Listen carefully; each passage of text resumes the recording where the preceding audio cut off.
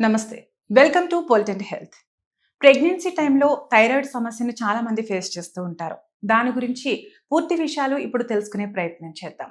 దాని గురించి మనకి డౌట్స్ క్లారిఫై చేయడానికి ఈరోజు మనతో ఉన్నారు సీనియర్ గైనకాలజిస్ట్ డాక్టర్ సృజన గారు. మేడంని అడిగి మరిన్ని విషయాలు తెలుసుకుందాం. నమస్తే మేడం. నమస్తే. మేడం, అసలు థైరాయిడ్ ఎన్ని రకాలు? ఈ థైరాయిడ్ వల్ల వచ్చే సమస్యలేంటి? థైరాయిడ్ అనేది మేజర్‌గా 2 రకాలుగా ఉంటుందండి. ఫస్ట్‌ది థైరాయిడ్ హార్మోన్ అనేది తక్కువ మోతాదులో సెక్రెట్ అవ్వడం, దీన్నే హైపోథైరాయిడిజం అంటారు. ఇంకొకటి థైరాయిడ్ హార్మోన్ ఎక్కువ మోతాదులో సెక్రెట్ అవ్వడం, అది హైపర్ థైరాయిడిజం. ఎక్కువ మందిలో మనము ఇది ఎస్పెషల్లీ విమెన్‌లో ఎక్కువ ఉంటుంది. అండ్ ప్రెగ్నెన్సీలో మరింత ఎక్కువ అయ్యే ఛాన్స్ కూడా ఉంటుంది. కామన్‌గా మనం హైపోథైరాయిడిజం ఎక్కువ చూస్తూ ఉంటాం. అంటే థైరాయిడ్ హార్మోన్ తక్కువగా సెక్రెట్ అవ్వడం బాడీలో. కొంతమందిలో హైపర్ థైరాయిడిజం అనే సమస్య కూడా ఉంటుంది. ప్రెగ్నెన్సీ సమయంలో థైరాయిడ్ చాలా మంది ఫేస్ చేస్తూ ఉంటారు కదా మేడం. దానికి మెయిన్ రీజన్ ఏంటండి? మన ఇండియన్ పాపులేషన్‌లో చూసుకుంటే అప్రాక్సిమేట్‌గా ఒక 4-11% ప్రెగ్నెంట్ విమెన్ ఈ థైరాయిడ్ సమస్యతో బాధపడుతూ ఉంటారండి. అండ్ అండ్ అందులో ఎక్కువ మటుకు హైపోథైరాయిడిజం అనేది ఎక్కువ ఉంటుంది. అంటే థైరాయిడ్ హార్మోన్ తక్కువ సెక్రెట్ అవ్వటము. కొంతమందిలో హైపర్ థైరాయిడిజం కూడా ఉంటుంది.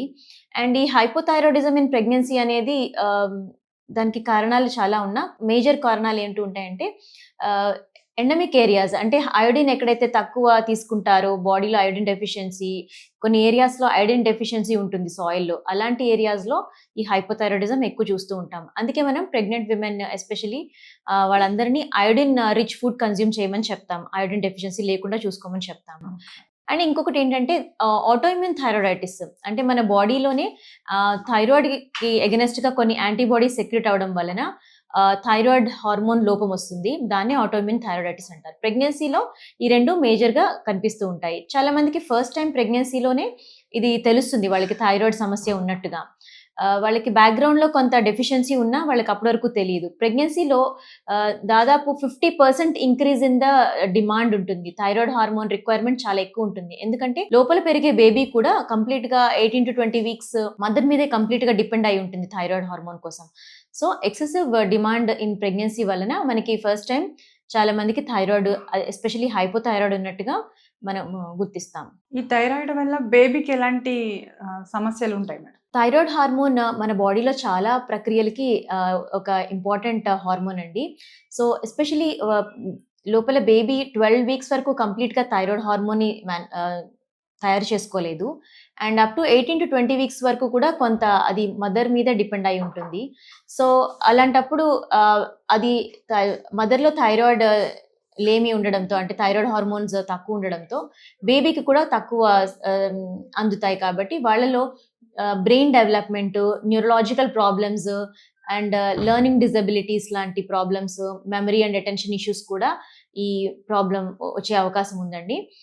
అండ్ ఈవెన్ కొంతమందిలో హియరింగ్ లాస్ కూడా చూడొచ్చు. అదే థైరాయిడ్ గనక కరెక్ట్‌గా టైంకి గుర్తించి వాళ్ళకి థైరాయిడ్ హార్మోన్ సప్లిమెంట్ ఇవ్వడం వల్ల ఎస్పెషల్లీ లెవోథైరాక్సిన్ అనే హార్మోన్ సప్లిమెంటేషన్ ఇవ్వడం వల్ల మనం అది బేబీలో అలాంటి సమస్యలన్నీ లేకుండా చేయొచ్చు. ఆఫ్టర్ డెలివరీ బేబీకి ఎలాంటి ట్రీట్మెంట్ ఇస్తారు? థైరాయిడ్ ఉన్నా లేకున్నా కూడా మదర్‌కి అందరి బేబీస్‌కి న్యూబార్న్ స్క్రీనింగ్‌లో థైరాయిడ్ హార్మోన్ అనేది టెస్ట్ చేస్తాం ఇప్పుడు మనము.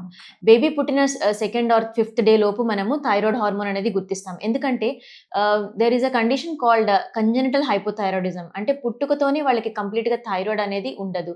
అది చాలా రేర్ కండిషన్ అయినా కూడా ఎక్స్‌ట్రీమ్‌లీ డేంజరస్ కండిషన్. ఎందుకంటే చిన్నప్పటి నుంచి థైరాయిడ్ హార్మోన్ లేకపోతే వాళ్ళకి కంప్లీట్‌గా డెవలప్‌మెంటల్ డిలేస్, గ్రోత్ గాని మొత్తం అంతా ఎఫెక్ట్ అవుతుంది. సో, అందరు బేబీస్‌కి మనం second to fifth day of the లైఫ్‌లో థైరాయిడ్ హార్మోన్ అనేది టెస్ట్ చేస్తాము. అండ్ దాని ప్రకారం బేబీస్‌ని ఫాలో అప్ చేసుకోవచ్చు. ఓకే. అసలు థైరాయిడ్ ఉందని ప్రెగ్నెన్సీ సమయంలో ఎలా తెలుసుకుంటారు మేడం? ప్రెగ్నెంట్ విమెన్ అందరికీ మనము ఫస్ట్ ట్రైమిస్టర్‌లోనే ఎస్పెషల్లీ ఇమ్మీడియేట్‌గా ప్రెగ్నెన్సీ కన్ఫర్మ్ అయిన వెంటనే మనము థైరాయిడ్ టెస్ట్ చేస్తామండి. దానివల్ల మనకి ఆహ్, ఆహ్, ఆ వాల్యూస్ టీఎస్‌హెచ్ వాల్యూస్ వల్ల మనకి వాళ్ళకి థైరాయిడ్ ఉందా? లేదా? అవసరమైతే వాళ్ళకి కొన్ని యాంటీబాడీ టెస్టింగ్ కూడా చేయాల్సి ఉంటుంది. మనకి వాళ్ళకి ట్రీట్మెంట్ ఇవ్వాలా? వద్దా? అనేది కూడా తెలుస్తుంది.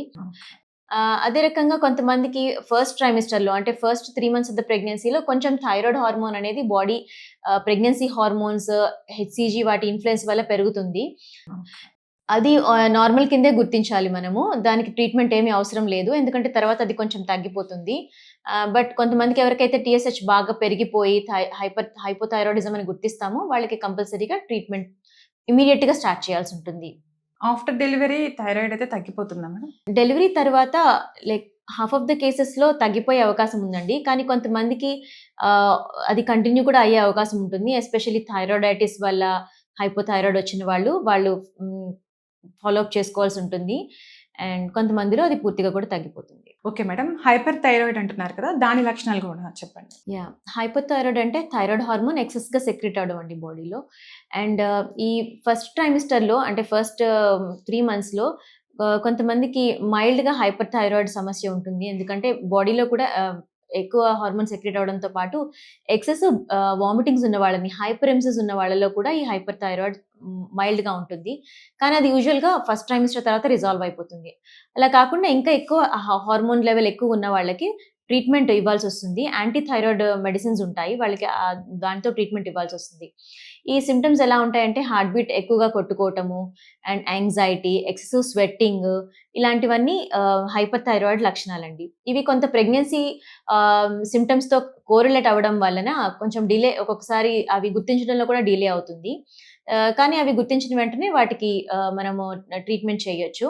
అండ్ ఇది ఒకసారి కొంతమందిలో ఎక్సెస్‌గా కొంచెము ఆహ్, ఇంక్రీజ్ అవ్వడం వలన గ్రేవ్స్ డిసీజ్ ఆర్ సివియారిటీ కూడా ఇంక్రీజ్ అయ్యి థైరాయిడ్ స్ట్రామ్ అనేది కూడా ఉంటుంది ప్రెగ్నెన్సీలో. బట్ ఇది చాలా రేర్ కండిషను. అది రాకుండా చూసుకోవటం ఇంపార్టెంట్. ఇది జెనెటిక్‌గా వస్తుందా మేడం? ఎలా వస్తుందసలు? థైరాయిడ్‌కి జనరల్‌గా కొంత జెనెటిక్ టెండెన్సీ అయితే ఉంటుందండి. ఫర్ ఎగ్జాంపుల్ ఫ్యామిలీస్‌లో జెనెటిక్‌గా వాళ్ళకి సంక్రమించవచ్చు. అలా కాకుండా వాళ్ళకి ఆటో ఇమ్యూన్ కండిషన్ లాగా అంటే మన బాడీలోనే థైరాయిడ్‌కి ఎగనెస్ట్‌గా యాంటీబాడీస్ సెక్రెట్ అయ్యి థైరాయిడ్ అనేది డెఫిషియెంట్‌గా సెక్రెట్ అవ్వడం వల్ల ఇది మేజర్ రీజన్ ఉంటుంది. హైపర్ థైరాయిడ్‌తో బాధపడే వాళ్ళకి మీరు ఎలాంటి సజెషన్ ఇస్తారు? హైపర్ థైరాయిడ్‌కు కూడా మెడిసిన్స్ అవైలబుల్ ఉన్నాయండి. కరెక్ట్ ట్రీట్మెంట్ చేయడం వల్ల అది సివియర్‌గా కాకుండా చూడొచ్చు. కాకపోతే వీళ్ళల్లో ఇది కంటిన్యూ అయ్యే అవకాశం ఉంటుంది పోస్ట్ డెలివరీ తర్వాత కూడా. Okay madam. ఈ థైరాయిడ్‌తో బాధపడిన తర్వాత ఆఫ్టర్ డెలివరీ ఆ మెడిసిన్ లైఫ్ లాంగ్ కంటిన్యూ చేయమంటారా? లేదంటే అవసరం లేదంటారా? కొంతమందికి థైరాయిడ్ ఓన్లీ ప్రెగ్నెన్సీలో ఎక్కువ డిమాండ్స్ వలన అది థైరాయిడ్ సరిగ్గా సెక్రీట్ చేయలేక ట్రాన్సియంట్‌గా కొంచెం టెంపరరీగానే ఇవ్వాల్సొస్తుంది మెడికేషన్. కానీ వాళ్ళకి ఆల్రెడీ లోపల థైరాయిడైటిస్ ఉండి బాడీలోనే హార్మోన్ డెఫిషియన్సీ ఉంది అలాంటి వాళ్ళకి కంటిన్యూ కూడా చేయాల్సి రావచ్చు. Life long or sometimes few months, 2 years కూడా కంటిన్యూ చేయాల్సి రావచ్చు. Okay madam. Thank you. Thank you.